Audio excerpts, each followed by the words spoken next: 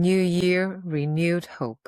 Not as a feeling we wait for, but something we build together. Hello and welcome back to the We Need to Act, your go-to podcast for sustainability education. I'm Sarah, your host. As we come to the end of 2025, we wanted to pause, reflect, and look ahead. This year reminded us that sustainability is not a trend, not a side conversation, and not something we can postpone. It is about people. It is about justice. And it is about action. Not tomorrow, but today. So this episode is our 2025 wrap-up. The conversations that shaped us, the voices that inspired us, and the direction we are taking into 2026. Podcasting has become a powerful way to make your voice heard, to reach people across the world, and to expand knowledge for both the podcaster and the listener. But it isn't an easy road. It takes time, commitment, and patience. And often the progress is slower than we expect. So to everyone who listens, thank you. It's because of you that we keep going and keep pushing forward. We believe that meaningful dialogue is where change begins. By creating space for honest conversations about sustainability, we can connect emotionally with people around the world, find common ground, and make change possible. In 2025, one thing became very clear. Sustainability has become a buzzword, and it needs reframing. We cannot solve today's challenges with the same mindset, processes, and models that brought us here. There is nothing wrong with the word sustainability itself. What needs to change is how we think about it. The real questions are, how do we sustain life on this planet for longer? How do we improve quality of life for ourselves and for our kinship, human and non-human? How do we learn to think 7 generations ahead when making decisions? Sustainability looks different for everyone, and that diversity is not a weakness. It gives depth to the conversation. When we look to nature, we see that balance and beauty emerge from diversity. Everyone has a role to play in this intricate, interdependent system. Across this year's episodes, we have learned and embraced that. We explored Indigenous wisdom and ancestral knowledge, reminding us that care for land, water, and community has always been a responsibility, not a choice. We talked about justice and the role of financial systems in shaping fair and regenerative futures. We look at regenerative systems and behavioral change, and how creativity, play, and storytelling can unlock action where fear and guilt cannot. And we faced reality, climate adaptation, resilience, living with impacts that are already here, while still fighting for the future we want. 2025 asked us to stop simplifying sustainability and start honoring its complexity. But none of these conversations happened in isolation. This year we were honored to learn from an extraordinary group of guests: Indigenous leaders, activists, engineers, educators, systems thinkers, culture keepers, voices like Helena Norberg-Och, Tarsila Ribeira-Zea, Kimokeo Kapahulehua, Katie Patrick, Tyson Junkeporta, Marcia Toledo, and many others.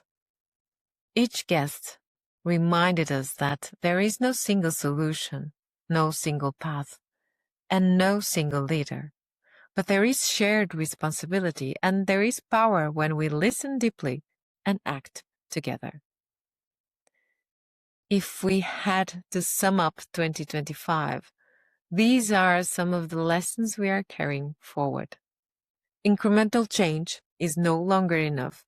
We need action, and we cannot rely solely on politics or international institutions that delay progress to serve the interests of a few. Real change requires engagement, movement, and momentum. That means starting from the ground up, at the community level. This is why we have opened our dialogue space to highlight local initiatives that are making a difference, even when the impact may seem small. Because small actions rooted in place matter a lot. We also need to step out of the illusion that we are truly free in this system and return to our roots, remembering where we come from, reconnecting with nature, and learning to listen to what it has to tell us. And when things feel overwhelming or hopeless, it helps to remember this. Hope is not something we wait for. Hope is something we build through action. So what does 2026 ask of us? First, opening dialogue, creating real space for Indigenous peoples and local communities to lead conversations and decisions about land, water, and life, not as stakeholders, but as knowledge holders and guardians of ecosystems. Second, seeing the whole system. Climate change and biodiversity loss are not separate crises. They are deeply interconnected, and they must be addressed together. Reducing emissions matters, but it is not enough if ecosystems continue to collapse. Third, restoring and rewilding. Investing in restoring degraded lands, protecting biodiversity, and allowing nature to regenerate. Rewilding ecosystems is not about going backwards. It's about rebuilding resilience for humans and non-humans alike. Fourth, technology in service of life. Technology can support this transition when it is used with intention and humility. From monitoring ecosystems and biodiversity to supporting Indigenous land stewardship to improving transparency and accountability, technology can help us understand, protect, and restore living systems. But technology is not a substitute for care, relationship, or responsibility. It is a tool, and its value depends on the values guiding it. Fifth, a just and living transition. Climate action must strengthen communities, create meaningful livelihoods, and support those who live closest to the land. And finally, collective responsibility. Across cultures, across territories, across generations, 2026 is not a reset year. It's a deepening, with higher expectations and a clear understanding that thriving ecosystems are the foundation of life. So what can you do? Stay curious, keep learning, challenge the status quo, ask questions even when they feel inconvenient, share conversations that challenge assumptions. But most importantly, listen. Listen to different perspectives, worldviews, and lived realities. There is no single truth. What we understand as truth emerges through interaction.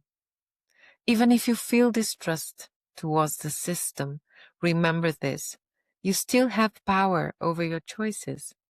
So choose consciously in how you consume, how you move, how you invest your time and energy. Your wallet is a form of participation. When you support ethical and sustainable businesses, you send a signal and markets respond. Globalization has brought us many benefits, but it also has limits. Communities matter. Connection matters. We are social beings who need together, organize, and care for one another. Support local initiatives. Engage in community projects. Show up for grassroots movements. And don't underestimate your voice. Hold leaders accountable. Vote wisely. Demand better systems because no single action is enough, but collective action is powerful. To our guests, thank you for sharing your wisdom in honesty and courage. It was a pleasure having you here. To our listeners, thank you for showing up, for listening deeply, and for acting in your own ways. We Need Act exists because you believe these conversations matter. As we move into 2026, let's keep choosing courage over comfort, action over apathy, and care over convenience. Because we don't just need to talk about change. Together, we need to act. Happy 2026.